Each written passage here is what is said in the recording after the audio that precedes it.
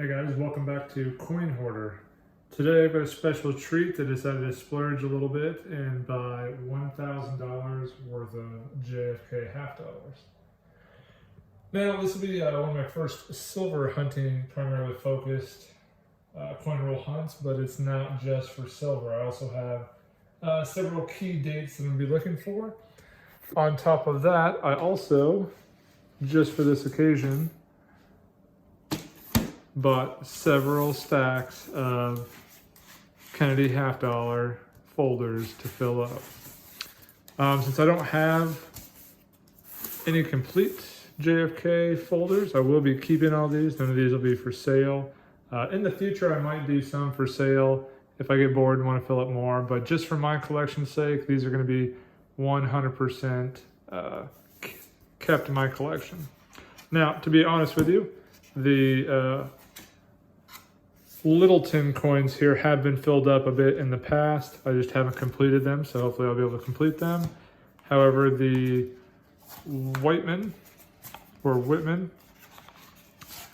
have not, and you can even see how brand new it is because they sent me a little coupon to utilize in there. So these are 100% empty. So at the end of this coin roll hunt, I'll go ahead and show you guys what I'm putting in there, or what I found to put in there, and then as time goes on, we'll see how quickly I can fill these up. But mostly I'm hoping for lots and lots of silver. I've been watching a lot of different videos from other people, and they seem to just have tremendous luck with these half dollars and finding silver, as well as with quarters for whatever reason. I've never found a silver quarter, I think, since I've been doing this, so I'd be tickled pink to find a silver quarter.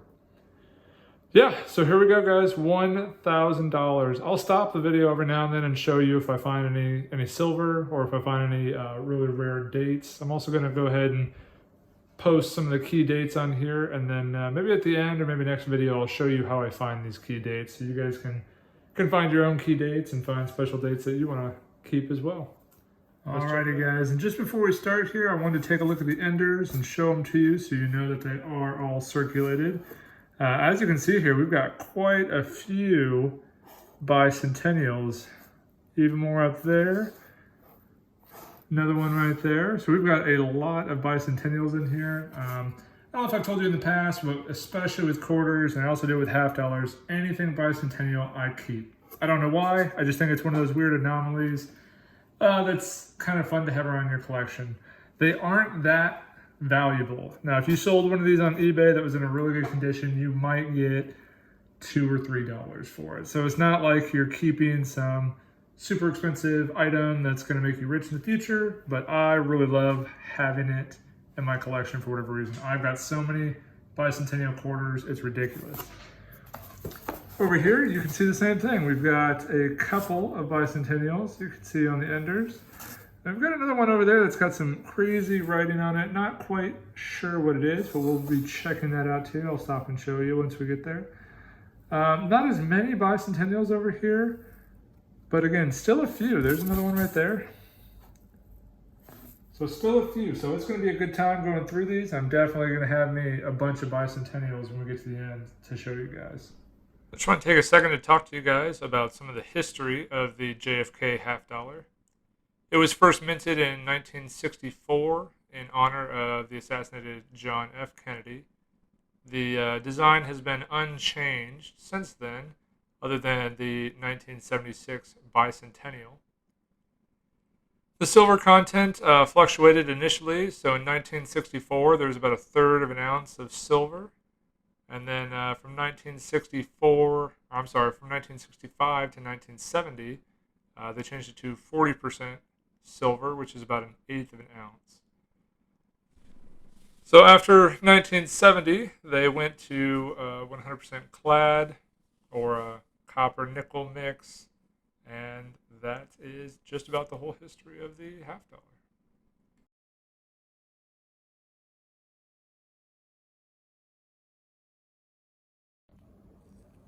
Hey guys, I just want to take a second to show you how I'm kind of organizing this. Say I'm going for folders, it becomes a little more difficult. So this is kind of organized by year over here. And then over there I have a pile of possible air marks or double dies. So those are my varieties that I'm looking for there that I will closely examine after I'm done going through both boxes. The nicely stacked ones up there are my bicentennials that I'm keeping.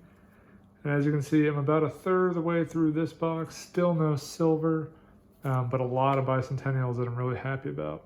So I'm gonna go ahead and continue going here, and if I find a silver, I will bring you guys back.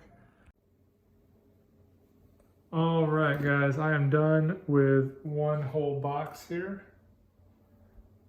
As you can see right here, I've got my varieties that I need to search through still, and then I've got my collection of bicentennials.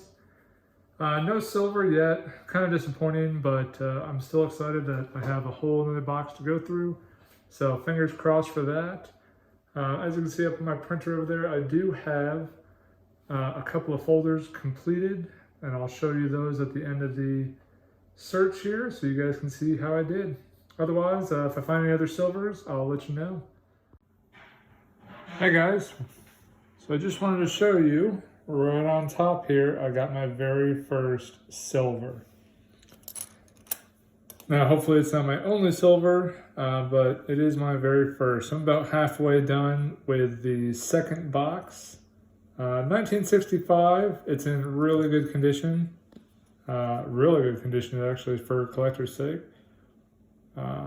Yeah, so we're gonna go ahead and put that one aside and keep on searching and hope we find another one. All right, guys. Finally done with my $1,000 worth of half dollars. As you can see here, I'll show you, I did really good on this book.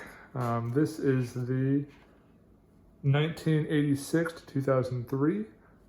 Missed a couple 1987s, 1991 P, couple of 2000s. So that one's doing pretty good. As my other one, you can see, the only ones I'm missing are the silvers. So just the silvers missing on that one. Not too bad of a haul, if I don't say so myself. Then we'll look at the gems that I found. So you guys know about the silver that I pointed out here. So great shape, that silver. I looked it up on eBay, going for about $10 to $15 for that one. Not too bad at all. I did find some gold-toned coins here. One's a bicentennial, one is 1977. I don't know how well you guys can see the gold toning, but the gold toning is very prominent. You find these sometimes, I think it's a die overlap. So I basically think they were printing a gold coin or a gold toned coin, and then transfer it over to printing these. And what happens is some of that dye gets left over on these. I think a lot of people consider these damaged because of it, but I like it. I think it's really cool looking. So the two gems that I haven't showed you are my two 1982 Ps. Now, the varieties on these are basically that the FG, the author's mark, would be right between the tail feather and the right leg there. As you can see on both of them, it is non-existent. So those are going for about $15 online as well. So not too bad right there. That basically pays for all the coins that I'm keeping between those three. And just as a comparison here, I can kind of show you, not on that one, kind of show you on this one where the author's mark is supposed to be. There you go. Now you can just barely see the FG right underneath his leg there in comparison to this one that I have no FG. So I got really lucky. I checked a lot of varieties or potential varieties and found absolutely nothing other than those two. I was really happy on finding those two. So those will go in my collection. That'll get added to my silver. These guys will probably get added to my collection as well. I did come across too, little box of coins here that I pulled out. These are all 2018s, and they are basically uncirculated. It looks like they might have came straight from a roll and went into another roll that I opened. So they are all in perfect condition. And I will be putting those in my collection as well, along with, that's right, bicentennials. Whole box worth of bicentennials there, probably about 50 bucks worth of bicentennials that I'll be holding on to. I'm going to pull out the ones that are in really good condition and put them in sleeves, and then after that, all the rest will go into rolls. So hey, thanks for watching my video here. Please subscribe to my channel, and I'll be posting another video, probably back to my my favorite coin, which is the Lincoln penny, and we'll see what I can get out of there. Thanks, guys.